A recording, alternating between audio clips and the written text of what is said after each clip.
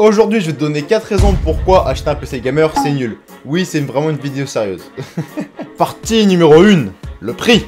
Le gros problème avec les PC gamers, c'est que acheter un PC gamer avec tout le setup autour, ça coûte la peau du cul. Après, il y a toujours des personnes comme moi pour acheter des PC gamers, mais à un prix dérisoire, on est des gros rats. On cherche sur le web, on inspecte chaque article, on compare sur 18 sites différents, histoire de voir sur quel site on peut acheter le moins cher. Donc oui, aussi effectivement, tu peux penser à l'idée que, ouais, tu peux acheter un PC gamer pour 370 balles, oui, j'ai fait ça, et le PC gamer était nickel, tu peux jouer à tous les jeux. Alors, justement, il y a une face cachée à ce genre d'ordinateur. Ça, je te le dirai un petit peu plus tard. Et le problème maintenant de nos jours, c'est que pour construire un setup gaming potable qui va durer dans le temps, il faut au minimum dépenser 1000 balles. Ça fait beaucoup d'argent. Et si tu veux vraiment un setup décent, entre 1500 voire 2000 balles.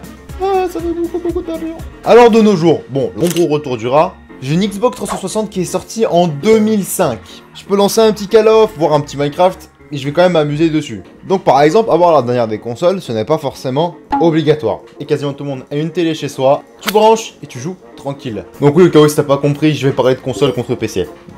Alors que regarde, si tu veux te prendre une PS5, un setup complet avec l'écran, tous les périphériques et t'en prends des bons, un bon setup PS5, tu en as pour 750 balles max. Et tu prends que 2 câbles, alors qu'un PC, c'est vraiment pas évident. Partie numéro 2, l'utilisation compliquée voire impossible d'un PC. Est-ce que tu as déjà vu un novice utiliser un PC? Genre par exemple ta mamie. Par exemple ma petite soeur, le bon gros problème c'est qu'elle n'a quasiment jamais utilisé un PC de sa vie, à part au collège. Déjà de base, comment qu'on lance Roblox? Quand tu es sur une console, l'avantage c'est que c'est super intuitif. Tu mets le DVD et tu vois qu'il y a ton jeu qui apparaît. Et tu cliques, c'est super simple à utiliser. Donc de base j'ai dû lui expliquer comment un PC ça fonctionne et déjà là c'est compliqué. Maintenant nos jours sur ton PC si tu veux avoir Minecraft, GTA 5 et Rainbow Six Siege. Oh putain qu'est-ce que c'est la galère. Oh lololol. Comment qu'un PC ça marche? Tu peux m'expliquer comment je fais pour avoir Minecraft, GTA 5 et Rainbow Six s'il te plaît? Je vais t'expliquer. En vrai de vrai, c'est super simple. Si tu veux Minecraft, t'as plusieurs choix. Il faut que soit tu vas l'acheter sur Minecraft.net ou soit tu vas sur Microsoft Store pour ensuite aller l'acheter, pour ensuite pouvoir télécharger un launcher, ensuite tu remets tes identifiants dedans et ensuite tu peux lancer Minecraft et du moins ça dépend des versions. T'as 18 000 versions différentes. Et aussi dans ton Minecraft, t'as 2 Minecraft différents et là tu peux choisir soit Minecraft Bedrock, soit Minecraft Java. Ensuite, pour GTA 5, GTA 5 t'as plusieurs choix aussi. Soit tu vas l'acheter sur Steam à 30 € mais ça va te coûter la peau du cul. Soit tu vas sur un site comme Instant Gaming qui va être Instant Gaming, alors absolument pas sponsorisé, qui va te permettre d'acheter GTA 5 à 12 balles au lieu de 30. Je vois Rockstar, donc ça fait déjà 2 launchers à installer. Et ensuite pour Rainbow Six Siege, t'as plusieurs choix encore une fois parce que sinon. Donc ça tu vas encore une fois soit sur G2A, soit sur Instant Gaming. Ou soit tu peux l'acheter aussi sur Ubisoft Launcher. Voilà, bon, allez, bonne journée. Mais ok, je vais faire ça. Alors que sur console, c'est vrai que du coup, si quelqu'un n'a pas l'habitude d'utiliser des PC, avoir une console, c'est sacrément plus simple. D'ailleurs, j'ai une bonne nouvelle, mais avant de te donner la bonne nouvelle, tu dois t'abonner à cette chaîne et liker cette vidéo parce que je suis ton youtubeur favori, ok? Non mais t'as pas le choix, je suis ton youtubeur favori, tu n'as pas le choix, ok? Merci. Donc la bonne nouvelle, c'est que maintenant, je vais commencer à poster des vidéos régulièrement, donc tous les vendredis soirs à 18 h, t'as une vidéo qui est sortie. Et certainement, je sortirai des vidéos en plus. Mais ça sera en aléatoire. Partie numéro 3, le fun.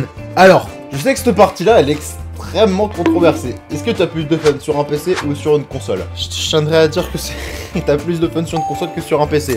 Wow. On se calme. Non, mais attends. C'est justifié. Parce que personnellement, j'ai eu les deux. J'ai passé énormément de temps sur une console et j'ai beaucoup trop joué aux jeux vidéo sur PC. Mais vraiment, quand je dis beaucoup trop, c'est beaucoup trop. Plus de 5000 heures sur Minecraft potentiellement, 1100 heures sur Rust, beaucoup trop. Et j'ai eu beaucoup de fun sur ces jeux-là. Par contre, les moments les plus fun que j'ai eu, c'était vraiment sur console. Et voici pourquoi. Parce que par exemple, disons, quand tes potes ils débarquent chez toi par exemple, et qu'il peut que t'as pas grand-chose à faire quand t'as 13-14 ans. Oui, tu peux aller en ville faire de la merde. Là où est-ce que je suis, la ville la plus proche est à 30 bornes. On n'avait pas mis un choix, on se mettait devant la 360 et purée, genre tu mettais Minecraft, Call of Duty ou FIFA, mec, tu peux t'amuser devant des heures, tu te marres, même devant Just Dance, t'es là, t'es en train de faire, tu danses avec tes potes, c'est n'importe quoi, mais qu'est-ce que c'est drôle. Et ça malheureusement t'as pas ça sur PC. Après aussi ça dépend du profil de joueur. Le jour on était à 3 dans ma chambre, j'avais 2 PC, ma tour, mon PC portable gaming.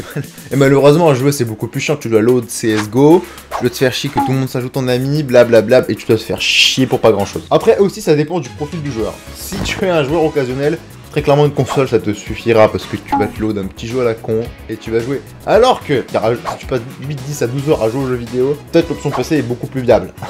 Et l'avantage, en vrai, de vrai, quand t'es sur PC aussi, c'est que l'expérience du jeu vidéo n'est pas du tout la même. Donc, effectivement, si t'es un gros gamer, t'auras une sacrément meilleure expérience. Mais comme je tiendrai à dire que t'as beaucoup plus de fun sur une console quand t'as tes potes. Après, ça c'est une partie qu'on peut débattre. N'hésite pas à mettre ça en commentaire de ce que t'en penses. On peut débattre. Il est horrible ce siège, oh lol.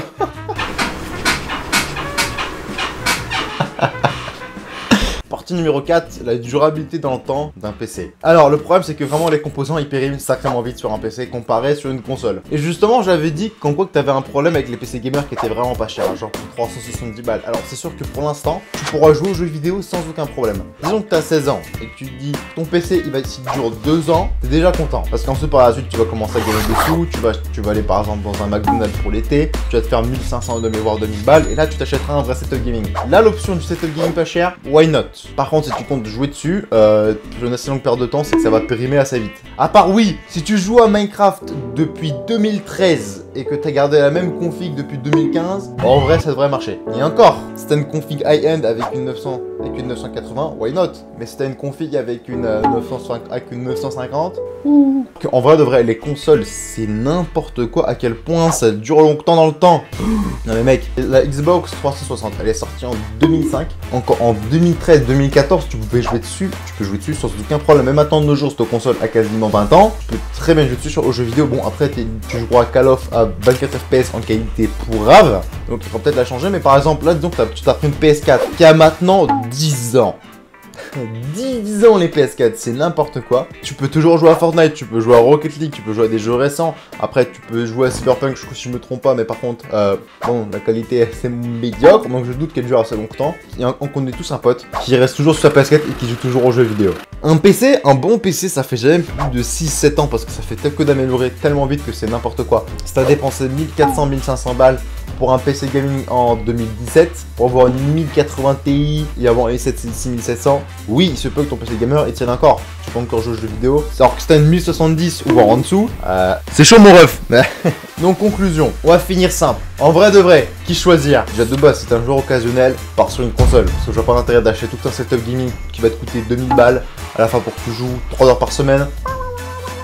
Bon, mais les consoles c'est sacrément chouette quand même quand t'as pas de budget et quand t'as vraiment le budget, que t'es un joueur, disons que t'es un gros joueur et que t'as le budget, PC gamer. Après toujours PC Master Race dans le cœur, mais bon, faut pas oublier quand même que les consoles sont chouettes.